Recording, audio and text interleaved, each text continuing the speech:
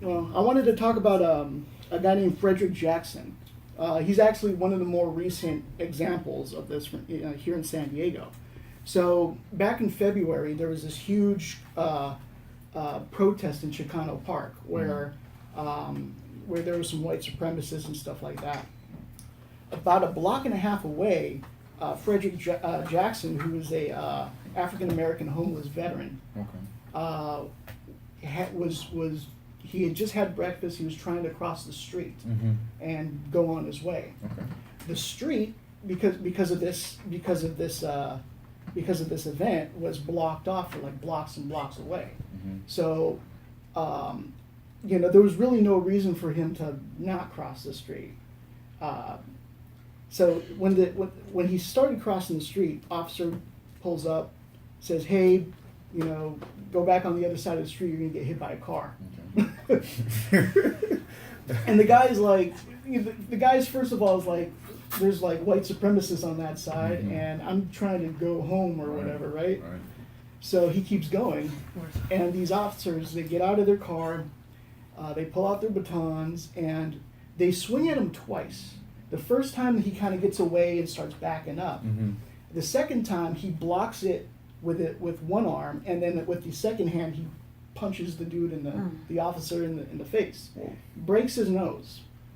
Now, immediately after that, just a ton of officers come and they dogpile him. They spray him with like copious amounts of pepper spray. They tase him, all this, and so now he's facing 10 years in jail for defending himself against a police officer. And if you're not allowed to do that, right? We all know that, right? You're not allowed to defend yourself against a police officer. Technically not. Right? Does anybody know that? Even if let's say if you're cuffed for no reason, they're not supposed to escalate the situation in the first place. They're not supposed to, but anything they do. That you do to resist they arrest, do. there's an infraction called resisting arrest. So you could that tells you in your natural mind that when you resist anything, that means anything that you do is resisting. If you say no, that's resisting. If you go file rape charges against somebody, anything that you say, if the female says that she resisted anything, they're trained to say that person raped you.